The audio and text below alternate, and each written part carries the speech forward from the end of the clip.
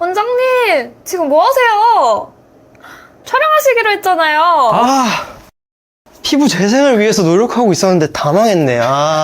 이게 제 피부 좋아지는 비결이란 말이에요. 안 되겠다. 피디님, 오늘 이거로 주제하시죠. 오늘 피부 좋아지는 생활 습관들 싹 다 알려드릴 테니까 듣고 나서 이제 괴롭히면 안 돼요.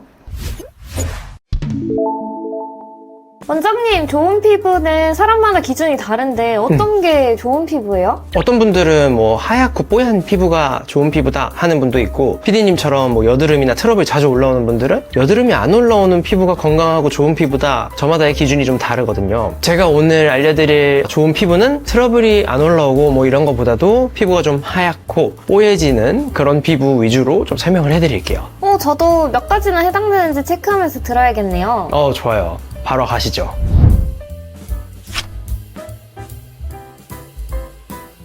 피디님, 제가 정말 이거 하나는 자신이 있는데 피부 좋아지는 습관 중 이거 혹시 뭘지 느낌이 오세요? 뭘까요? 바로 그냥 아무것도 안 하고 누워있기. 저는 웬만하면은 누워있는 시간, 즉 자는 시간을 최소 하루에 7시간 이상은 자려고 노력해요. 우리 옛날에도 막 이렇게 미인은 잠꾸러기다 이런 말이 있는 것처럼 잠이 그만큼 피부에 영향이 굉장히 많이 있습니다. 근데 수면 시간만 중요한 게 아니라 수면의 질도 굉장히 중요해요. 우리 몸이 아무것도 하지 않고 이렇게 푹 숙면에 취해주면요, 피부가 재생을 해주는 데도 도움이 되고, 그 다음에 혈액순환이 개선이 돼서 피부에 좋은 영양분들이 공급이 되기 때문에 우리 피부에 굉장히 도움이 됩니다. 그런데 만약에 이 수면 시간도 제대로 지켜지지 않거나 수면의 질조차 나빠지면요, 피부가 푸석푸석하게 건조해지고 각질이 켜켜이 쌓이거나 해서 피부에 트러블도 생기고 염증도 생기고 피부 톤도 칙칙해질 수 있어요.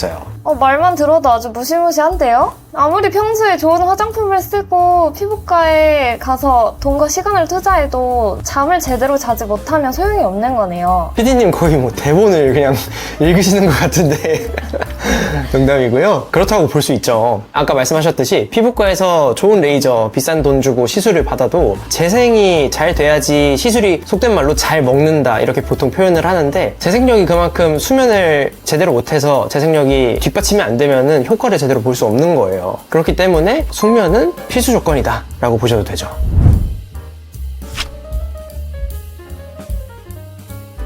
그리고 두 번째 좋은 습관은 바로 스트레스 관리예요. 우리 주변에 가끔 보면은 저 친구는 술, 담배도 하고 커피도 많이 마시고 잠도 제대로 안 자는 것 같은데 피부는 진짜 좋은 것 같다, 이런 친구들 한두 명씩은 있죠. 이런 분들은 물론 애초에 유전적으로 좋은 피부를 타고난 것도 있겠지만 스트레스를 평소에 잘 안 받는 둥글둥글한 성격일 가능성이 좀 있어요. 우리 피부는 이렇게 스트레스를 외부에서 받게 되면은 피부에 있는 이 지질막이라고 하는 얇은 막이 있는데, 여기 기능이 제대로 기능을 못하게 돼요. 지질막은 원래 피부에 있는 수분을 밖으로 빠져나가는 걸 막아주는 그런 역할도 하고, 뭐 외부에 있는 박테리아나 세균을 막아주는 역할을 하는데, 그게 안 되기 때문에 외부로부터 자극을 훨씬 더 잘 받게 되고 우리 피부에 이제 염증이나 트러블 같은 게 훨씬 더 잘 생기게 되는 거예요. 그리고 이게 점점점 누적이 되다 보면은 피부 탄력도 떨어지고 피부가 점점 건조해지는 피부가 되기 때문에 주름도 잘 생기고 피부가 아래로 처지게 되는 거예요. 그거 말고도 우리 스트레스를 받을 때 우리 몸에서도 스트레스 호르몬이 나오게 되는데, 이 스트레스 호르몬, 코티솔이라고 하는 호르몬이 피지선에 작용을 해서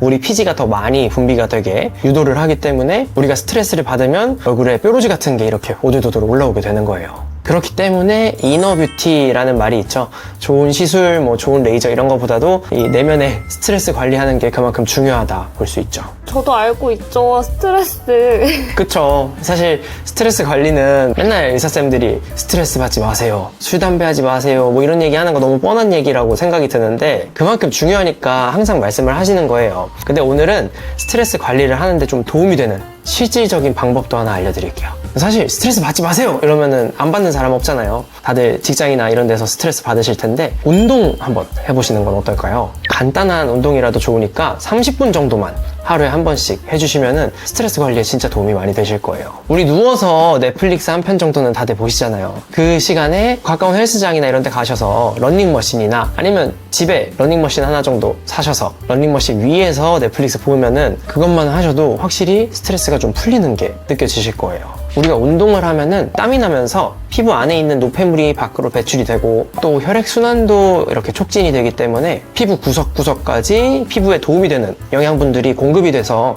피부가 좋아지는 데도 도움이 많이 돼요. 이렇게 짧은 시간 동안이라도 운동을 꾸준하게 해주시면은 복잡한 생각이 있거나 할 때 생각 정리하는 데도 도움이 되고 피부에도 도움이 되니까 30분 정도 투자할 가치가 충분하죠.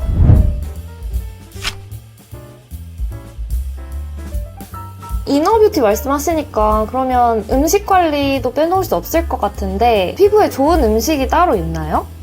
있죠. 피부에 좋은 음식들보다는 피해야 되는 음식들이 좀 더 치명적이기 때문에 피해야 되는 음식들 위주로 좀 소개해 드릴게요. 피디님, 떡국이 피부에 좋을까요? 안 좋을까요? 든든하게 먹을 수 있으니까 좋을 것 같은데요?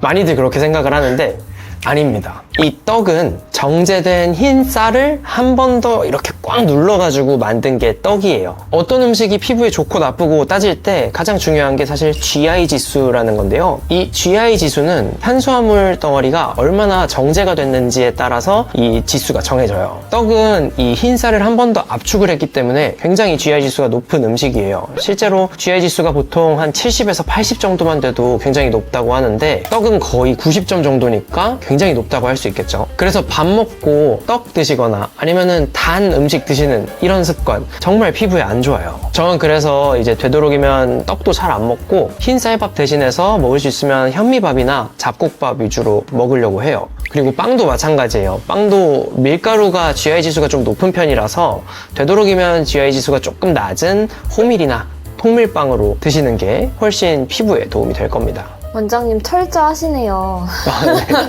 이게 왜 그런지 이유를 듣고 나면은 나도 저렇게까지는 좀 그런데 하시는 분들도 좀 납득이 되실 거예요. 이 GI 지수가 높은 음식들이 혈당 수치를 급격하게 올리게 만들어요. 그렇게 되면은 우리 몸에 이제 인슐린이라고 하는 호르몬이 분비가 되는데 이 인슐린은 혈당을 낮춰주는 호르몬이에요. 혈당을 낮추는 원리가 피 안에 있는 혈당을 세포 안으로 저장을 시키는 원리인데 근데 이 인슐린이 혈당만 낮추는 게 아니고요. 이 인슐린이 피부에 작용을 하면 염증이 잘 생기게 만들고 그다음 피지도 분비가 많이 되도록 만들고요. 그리고 무엇보다도 피부에 있는 콜라겐이 좀 손상이 되게 하는 효과가 있어요. 그래서 우리가 난 평소에 그냥 빵만 조금 좋아할 뿐이지 뭐 그렇게 피자나 햄버거 이런 거 잘 안 먹는데 왜 이렇게 뾰루지가 올라오지? 하는 분들은 아마 밀가루나 뭐 이런 단 디저트 때문이 아닐까 한번 생각해 보시는 게 좋을 거예요. 일하다 보면 당 떨어질 때도 많은데 그때면 좀 달달구리한 거 찾게 되잖아요. 맞아요. 저도 진짜 단 거를 너무 좋아해가지고 근데 요즘에 그 제로 칼로리 제품들이 많이 나왔더라고요. 실제로 저도 식혜 정말 좋아하는데 제로 식혜 요즘 쟁여놓고 먹고 있습니다. 이렇게 제로 칼로리 음식들은 혈당 수치를 확 올리지는 않아서 실제 당뇨 환자분들도 제로 음식들은 안전하게 좀 드실 수 있어서 제로 칼로리 음식들 위주로 디저트를 드시는 게 좋습니다.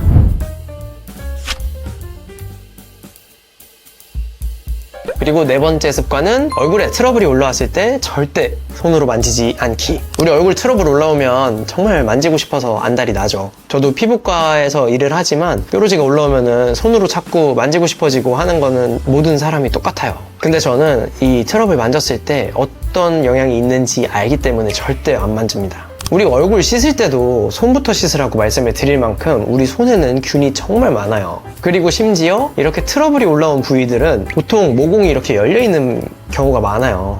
그래서 모공 속으로 이제 손에 있는 세균이 들어가서 더 염증이 커지고 누르면 아픈 화농성 여드름이 되고 할 수 있어서 웬만하면은 짜지 말라고 하는 거예요. 그렇기 때문에 얼굴에 이런 빨간 뾰루지가 올라오는 것 같다 하시면은 웬만하면은 피부과에 가셔서 압출을 하시는 게 좋겠죠.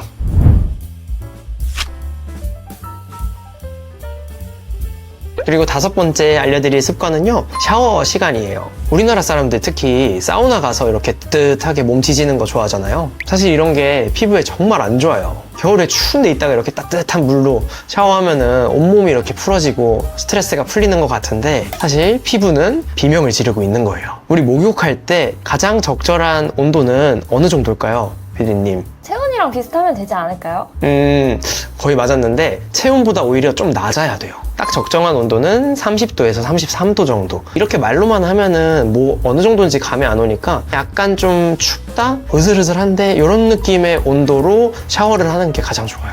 우리 설거지 할 때도 뜨거운 물로 해야지 기름때가 잘 벗겨지잖아요. 이렇게 온도가 너무 뜨거우면은 우리 몸에 있는 유막이 같이 벗겨지게 돼요. 우리 피부에 있는 유막이 아까 외부에 뭐 균이나 박테리아를 막아주는 역할을 한다 했죠. 샤워를 하실 때 너무 뜨겁게 하시면은 피부가 손상이 될 수 있다. 그런 거죠.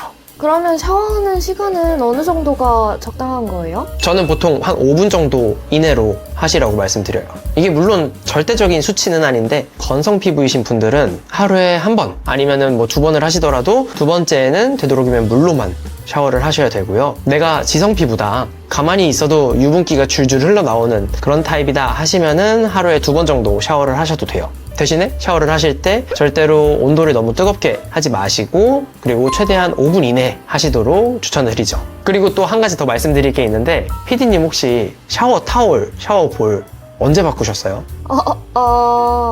한 1년 정도 된 것 같은데. 그쵸? 아마 많은 분들이 그럴 거예요. 화장실이나 욕실 자체가 굉장히 습한 공간이라서 세균이 금방 증식을 할 수 있어서 이런 샤워 용품들 평소에 꾸준하게 좀 건조를 시켜주는 습관이 굉장히 중요해요. 특히나 남성분들 면도기도 굉장히 중요해요. 면도기 같은 경우에 그냥 이렇게 세면대 위에 올려놓게 되는데, 그렇게 되면 똑같이 거기에 균이 들어가서 염증이 생길 수 있어서 되도록이면은 면도기 쓰시고 자외선 살균기 같은 것도 요즘에 잘 나오니까 그런 데에 넣어두시거나, 아니면은 햇빛이 잘 드는데 한 일주일에 한 번씩은 건조시켜 주시는 게 좋겠죠.